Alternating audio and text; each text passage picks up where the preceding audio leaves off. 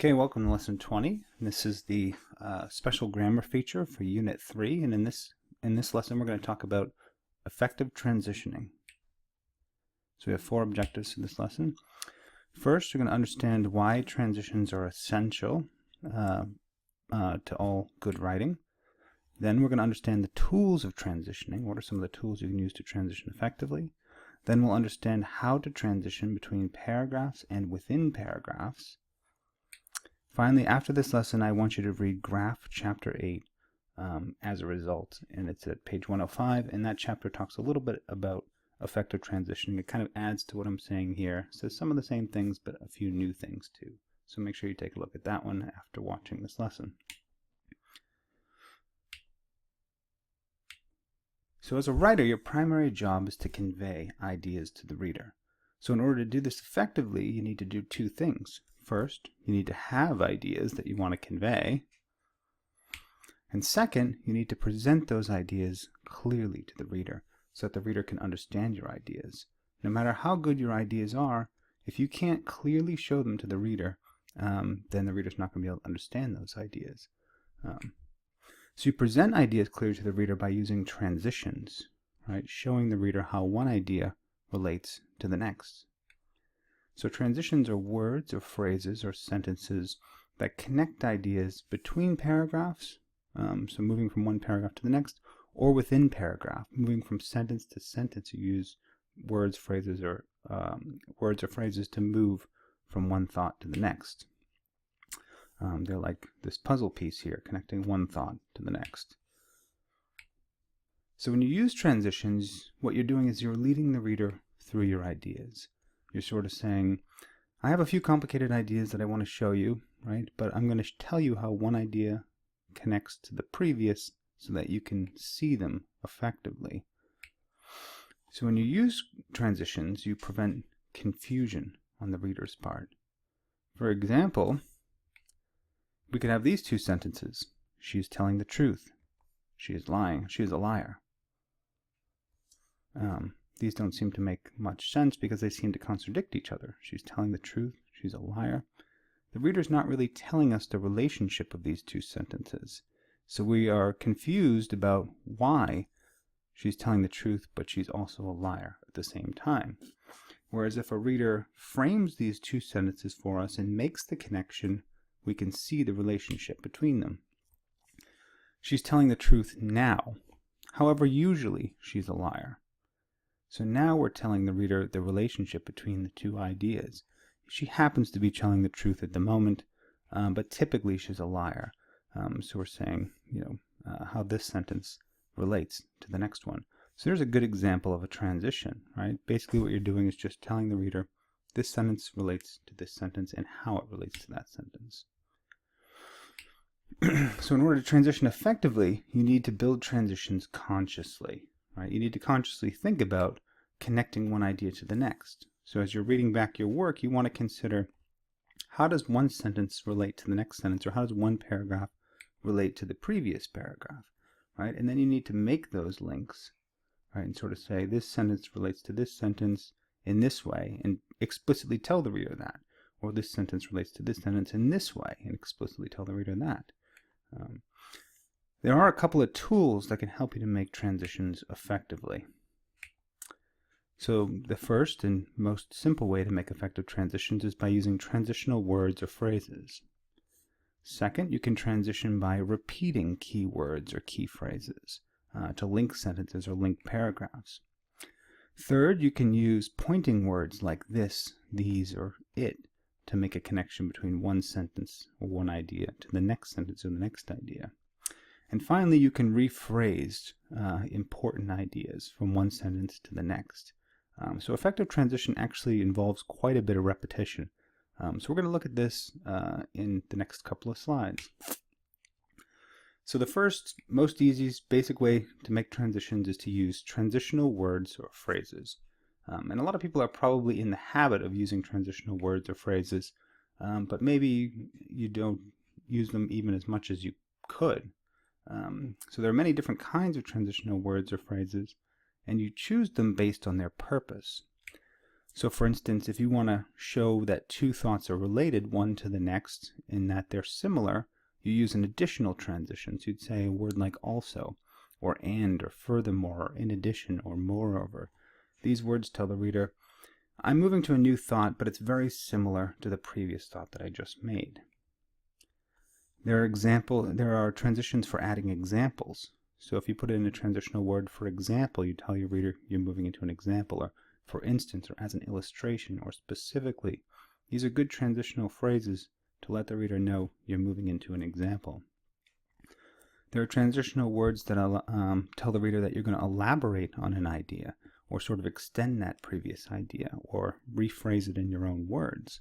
So if you say in other words, or to put it another way, or to put it bluntly, you're telling the reader, I'm going to sort of recast or rephrase what I was just saying.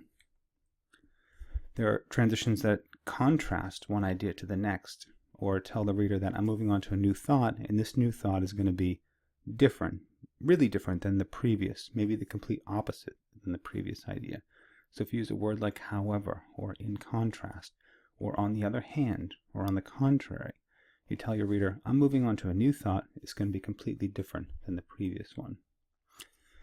You can make concessions, use transitions that make concessions. So if you use a transition like admittedly, or although it's true, or granted, or to be sure, you're telling the reader that you're admitting something, right? So this is particularly good for an argument, like a counter argument, right? So if you're saying, you're making an argument, like say for cell phones, and you think cell phones, kids under 13 should not have cell phones, you could say, admittedly, there are some benefits, or although it's true, there are some benefits, or granted, there are some benefits, or to be sure, there are some benefits. These are concession transitions. Finally, there are transitions that signal to the reader that you're moving into conclusions. So you could say in conclusion, or to sum it up, or as a result, or therefore, or hence. So these are pretty good for, like, in conclusion, or to sum it up, are pretty good for moving into conclusion paragraphs. These ones are more like making mini conclusions within paragraphs. So as a result of everything I've said in this paragraph, or therefore is a good way to connect maybe 2 or 3 sentences that's resulting in a conclusion, or hence. So these transitional words allow readers to see that you're moving into a conclusion. So as you can see from this, these are 1, 2, 3, 4, 5, 6 different ways that you can make transitions, and 6 different types of transitions. So you want to make sure you're really careful about choosing the correct transitional word, because when you choose the correct transitional word, you tell the reader exactly how one sentence or one idea relates to the next. But if you choose the wrong one, the reader's going to be really, really confused, maybe more confused than if you hadn't used a transition at all. So if you're adding a similar thought, and you happen to say, on the other hand, the reader's going to think you're moving into a new thought, and be really confused at the relationship between the two, when he or she realizes that you're actually saying something that was similar to the previous. So you want to be really careful about choosing your transitional words. Transitional words, link 2 sentences, one to the next, and here's a good example of transitional words in action. So this is a short paragraph that I wrote, and in this paragraph you can see that there are several transitions. Basically every sentence has at least one transition. I put them in bold here. So let's hear how these transitions tell the reader how one thought relates to the next. One of my favorite genres of fiction is Gothic fiction. To put it bluntly, Gothic fiction is dark literature written in response to industrial and technological advances. Frankenstein by Shelley, for instance, is a classic piece of Gothic fiction. Dracula is also a good example of Gothic fiction. However, just having a monster doesn't make Gothic fiction. Silence of the Lambs has a murder, but it is not Gothic fiction. So here, I'm making several moves in this small paragraph, and I'm telling the reader clearly when I'm moving from one idea or one thought to the next, and how that thought relates to the previous. So if I say, one of my favorite genres of fiction is Gothic fiction. To put it bluntly, Gothic fiction is dark literature written in response to industrial and technological advances. So to put it bluntly tells the reader, I'm elaborating on this thought, and I'm going to explain more about what Gothic fiction is. Frankenstein by Shelley, for instance, so here I'm moving into an example of Gothic fiction, Frankenstein, and I'm telling the reader this is an example. Dracula is also a good example of Gothic fiction. So in this case, also, I'm telling the reader that I'm going to add another example that's similar to the previous example. However, just having a monster doesn't make Gothic fiction. So now I'm going to move into another thought. I'm going to sort of say something that's not Gothic fiction. However, right, Silence of the Lambs has a murderer, but it is not Gothic fiction. Right, so button here tells us this sort of how it's not Gothic fiction. So as we can see here, transitions usually fade into the background. You have to sort of consciously notice them, but in this one we have 5 different transitions, right? And it was just a very short paragraph. So you can imagine that really good writing has lots and lots of transitions, but they just sort of recede into the background. So good transitional words can also lead the reader well from the end of one paragraph to the beginning of the next paragraph. So this is an example of within a paragraph, but good transitions also signal how you're moving from one paragraph to the next. So we could have one paragraph that says child abuse impacts children physically and describes all the ways that it impacts them physically. And if we move on to another paragraph with a different idea, we could say, in addition to physical impacts, child abuse impacts children emotionally. So if we're moving into a paragraph on the way it impacts them emotionally, we'd use the transitional phrase in addition, because here's another similar impact, right? But I'm moving on to a new thought. Furthermore, child abuse impacts children's performance in school. So here again, we're adding another thought or another paragraph about the way it impacts school performance. However, despite these negative impacts, child abuse often goes undetected. So however here tells us that we're moving into an opposite thought, right? Not an additional thought. So transitional words work really well from one paragraph to the next. And it's really hard to overuse transitions. So I'd say you basically can't overuse transitions. You can use them incorrectly, and that's a problem, but if you're using them effectively, you can't put too many in. So another tool for transitioning effectively is to repeat key words or key phrases from one sentence to the next or one paragraph to the next. So repeating keywords or phrases helps keep the reader focused and making connections between those sentences or those paragraphs. So here's an example of a short paragraph that has lots of repetitions of words to sort of link sentences but then move forward. American ideas have spread all over the world, which is helping other countries to advance in multiple ways. Opposers say that the quick spread of American ideas around the globe, Americanization, is diminishing cultures. However, in reality, Americanization has helped other cultures progress by introducing restaurant chains, technology, modern buildings, and living styles. So here, the reader is repeating some words from one sentence to the next. Right? A lot of times we're told, don't use repetition or don't repeat yourself. But repetition of key words actually helps the reader to focus and move from one sentence to the next. American ideas, da-da-da. These people say American ideas, or Americanization, da-da-da. Americanization, da-da-da. So the repetition actually helps sort of move the sentence forward while making connections from one idea to the next. So that can be a really effective tool for transitioning. And here's an example of repetition between paragraphs. If we have a paragraph that ends this way, all of these aspects help make Americanization a positive force for change. We could start the next paragraph this way. However, despite being a positive force, there are many negative aspects of Americanization. One negative aspect is the effect on cultures. Right? So if we end a paragraph with some key words like makes Americanization a positive force, we could start the next paragraph. Despite being a positive force, there are many negative aspects of Americanization. Right? So we repeat positive force from one paragraph to the next, and we introduce the new phrase negative aspects, and we repeat negative aspects in the next sentence. So that sort of repetition of words really helps to link paragraphs one to the next. So repetition is actually a really effective way to transition from one thought or one idea to the next. You can also use pointing words, words like this, these, or it. These are super powerful words because the general word this or these or it is a way of referencing a very complicated thought or referencing an entire sentence or maybe even referencing an entire paragraph and then sort of moving forward. So these can be a super powerful way of just briefly referencing something as a way to move forward. So here's an example of a paragraph that uses this to sort of encapsulate a very complicated idea. With the introduction of the cell phone, the current generation of adolescents has shifted from an external experience of the world to an internal experience. This has made many adolescents fearful of social interaction. So this right here is referring to this complicated idea, which is that the cell phone has sort of made adolescents more introverted, right? So it's a very complicated idea, and we just use this to sort of simply reference the entire thing and allow us to move forward. This, the introduction of the cell phone and making adolescents more introverted, has made adolescents fearful of social interaction. So this is a really good way of referencing a previous sentence and allowing us to sort of move forward with the next sentence. Here's another one that uses these.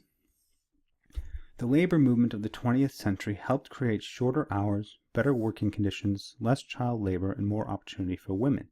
These benefits have ultimately helped businesses. So using these refers to all of these benefits I've just said: shorter hours, better working conditions, less child labor, and more opportunities for women. So that's a lot of benefits. So just saying these allows us to quickly reference the benefits I just mentioned in the previous sentence as a way to move forward with our next thought and say they've ultimately helped businesses. And here's one that uses it. The increasing reliance of internet search engines on algorithms to return results has made searches more powerful. It has also allowed search engines to understand the habits of people. So in this case, it refers to the increasing reliance of internet search engines on algorithms to return results. So internet search engines are using algorithms a lot more than keywords nowadays. So that's kind of a long, complicated idea. So just saying it allows us to quickly reference that thing that I just said in the previous sentence about search engines relying on algorithms. Also allows search engines to understand the habits of people. So it's a good way of referencing the complicated idea from the previous sentence as a way to move forward with the next sentence. So these are super powerful words. As you can see, they allow us to capture a very complicated idea and move the reader forward. However, you need to be really careful with these words, right? Because with these powerful words comes the opportunities for serious confusion if the references are vague or unclear, right? And a lot of times this does happen, is that you might use a word like this, these, or it, and it's unclear what that word is referring to. So if it's not clear what the word is referring to, the reader is going to be really, really confused. So here's an example. Many businesses now employ on-demand advertising to give people offers for products in their physical vicinities and increase the likelihood of those consumers buying products that they may not have otherwise purchased. Got the D here. This is always the goal of good advertising. What's this referring to? The on-demand advertising? On-demand advertising is the goal of good advertising? No, this is actually referring to, let me see, the likelihood of making consumers buy products that they might have otherwise purchased. That's the goal of advertising. So this is very unclear because we don't know what this is referring to, because the previous sentence contains two kind of complicated ideas. So you want to be super careful with this, these, or it. Make sure it's clear what those things are referring to, but it's still a really good way to sort of move forward with a transition. Another good tool is to just completely rephrase an idea. So like we mentioned before, this, these, or it can be very vague in some instances. So in order to avoid ambiguity, instead of using this, these, or it, you can just kind of rephrase an idea in a different word, in a different way. So if we say, and here's actually the previous example, many businesses now employ on-demand advertising to give people offers for products in their physical vicinities and increase the likelihood of those consumers buying products that they may not have otherwise purchased. Getting consumers to purchase new products has always been one of the major goals of advertising. So in this example, we made the sentence a lot clearer by removing the this and adding and just sort of rephrasing the idea that we're referring to, getting consumers to purchase new products. So here, there's a lot of repetition, but you need that repetition so the reader can see the ideas, right? We're saying in this previous sentence, that employing on-demand advertising, increases the likelihood of consumers buying products that they may not have otherwise purchased. And then we're saying getting consumers to purchase new products. So we're basically saying the exact same thing right in a row, but we sort of need to because this is a complicated sentence.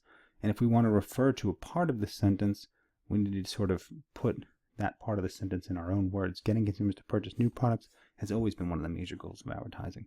So you can rephrase an idea from one sentence to the next. Here's another example. Hydrogen fuel cells create electricity by passing gas across a thin carbon fiber membrane which strips its electrons, resulting in electricity and H2O. Since the only byproducts of the process are electricity and water, hydrogen fuel cells are one of the cleanest forms of electricity. So I say this in the previous sentence. The membrane strips electrons, resulting in electricity and H2O. Since the only byproducts of the process are electricity and water, hydrogen fuel cells are one of the cleanest forms of electricity. So here I'm rephrasing the idea from the previous sentence in order to sort of move forward with the thought, this makes them one of the cleanest forms of energy. So rephrasing an idea, a complicated idea from one sentence to the next, can really help the reader to see the connection, understand what you're talking about. So let's put it all together and look at how all of these transitional tools can work together in a piece. So here's a short example from an essay on culture, right? Americanization sort of taking over culture in India. So I'm going to read this paragraph straight through it, and then we'll take a close look at how the transitions are working. But as I'm reading it, see if you can notice how the transitions are working or where some of the transitions are. Kapoor in How India Became America mentions that a Starbucks will be entering the Indian market. He puts this as being a bad thing because he thinks that America is pushing way too much of our culture on India. It is true that it is important for a country to hold on to their own culture, and something like that should never diminish. On the other hand, it's not a bad thing for there to be some variety of culture so they can all experience different things. Starbucks, for example, isn't diminishing their culture, it's just helping them to experience a variety of new things, even if that idea is originally American. Adding something like Starbucks to India isn't taking away anything else there. It's just giving them something new and something that's very popular. Having a lot of variety in your life is only going to make life more interesting and help to expand your knowledge. So you probably noticed a few of the transitional features in here and some of the repetition in here that helps to move the paragraph forward. Let's take a look at it again. Here I highlighted some of the transitional words and techniques. So Kapoor in How India Became America mentions that Starbucks will be entering the Indian market. He puts this, so here he uses this, to refer to India, or Starbucks entering India. He puts this as being a bad thing because he thinks that America is pushing way too much of our culture on India. It is true, so here he's making the concession, it's true that it is important for a country to hold on to their culture. And here he kind of recasts the idea from the previous sentence. He says, it's true that it's important for a country to hold on to their culture, right? So he's sort of referencing the idea that it's important to hold on to a culture, and something like that should never diminish. On the other hand, and here's a transition that tells the reader that although she made a concession in the previous sentence, the next sentence is going to introduce something new and different. On the other hand, it's not a bad thing for there to be some variety of culture so that they can all experience different things. Starbucks, for example, so here's the for example, isn't diminishing their culture. It, referring to Starbucks, is just helping them to experience a variety of new things, even if that idea is originally American. Adding something like Starbucks to India isn't taking away anything else there. So here he's recasting the idea from before as a way of repeating but moving it forward. It's just giving them something new and something that's very popular. Having a lot of variety in your life, so here having variety in your life is a way of rephrasing the end of the previous sentence, is only going to make life more interesting and help to expand your knowledge. So you can see in this paragraph that he uses some good transitional words and phrases in here. The author also uses some pointing words like this and it. And the writer uses some repetition of words and phrases as a way of moving the reader forward and referencing ideas that have previously been mentioned. So when you put all the tools together, you can see that it's really helpful in moving a reader through a paragraph or between paragraphs. And a lot of your writing actually ends up being transition, leading the reader from one thought to the next. So the primary use of transitions is to keep the reader on track and to lead the reader through your ideas. But transitions can also help you as a writer to develop your ideas. And this is one of the really cool things that transitions do. They help you open up your own thoughts. So when you consciously insert a transition as you're writing, it forces you to develop a thought. So like, for example, when you put "for example" in at the start of a sentence, it forces you to bring an example in. So just inserting the phrase "for example" makes you insert an example. When you put "in other words" in a sentence, it forces you to explain yourself and develop your idea more, right? So just starting a sentence with "for example" or "in other words" forces you to develop in some ways. When you put "admittedly" in, it forces you to make some kind of a concession or counter-argument or see the other side. And when you put "in addition" in, it makes you develop a new point, right? So you can always add the phrase "in addition," and that's a really good way of developing your words. Just say "in addition," move on to a new idea. When you put "on the other hand," it forces you to look at the other side and consider something totally different. So if you're having trouble developing your ideas, a lot of people say, "Oh, I don't know what to write," or "I've said everything that I have to say." You never say everything that you have to say. You can always add one of these transitions as a way to develop your ideas. Just put "for example" and put "in the other words" in, put "admittedly" in addition, or on the other hand, it'll sort of push you to open your thoughts more. So really strong writers of transitions have trained themselves to make connections, as they're writing between one sentence to the next. And before even starting the new sentence, they sort of consider what they're going to do in that next sentence. And they ask themselves, how does this next sentence relate to the previous? So before I even begin the sentence, I'm thinking about how I'm going to connect it to the previous one. So is my next sentence elaborating on a thought that I just mentioned? Am I going to give an example? Am I moving to a new similar thought? Am I moving to a new different thought? Am I making some kind of concession, or am I reaching a conclusion? So you want to consider before you even begin the next sentence or begin the next paragraph, especially if you're beginning a new paragraph, how does it relate to the previous paragraph? And then you choose transitional words that effectively make those links, right?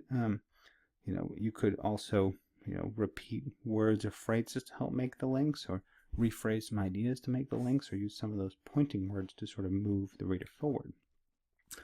However, as a new transition writer, or if you're not that used to using a lot of transitions, it could be helpful to sort of write your paragraph or your essay and then look back and add transitional words or phrases after. So think about the sentences that you've written and how one relates to the next, and insert some transitional words or phrases, or try to insert some repetition to help clarify those ideas for the reader. So let's wrap it up real quick. So transitions are probably the single most important element of style for a writer. I mean, I'm a big fan of transitions because they really keep the reader on track, right? They make everything clear for the reader, and they can help you develop your own ideas. So as you're writing your paragraphs, you want to consciously add transitional words or phrases to link sentences or paragraphs. In addition, don't be afraid to repeat words or phrases. Right? A lot of people say, I don't like to use repetition, I don't want to sound repetitive, but repetition is very helpful in linking ideas for the reader so that they can see the relationship between them. Finally, make sure you're using some pointing words like this, these, or it to refer to complicated ideas as a way of moving forward, but make sure that you're clear about what's being referenced. So here's your assignment. So to help supplement this lesson, I want you to read Graph Chapter 8 as a result on page 105. And after you've written your first draft of Essay 3, look back through your paragraphs and between your paragraphs and make sure that you're using some of these transitional words and transitional techniques in order to make your ideas clear for the reader. In addition, try to add some transitions as you're writing to clarify your ideas. So once you've reviewed the final draft and looked at your transitions in Essay 3, I want you to email me your first draft of Essay 3 at brooks.winchell@go.cambridgecollege.edu, and I'll take a look at that soon, and I'll get back to you on that. So that's the end of the transitional video, but I'll see you in Unit 4. Bye for now.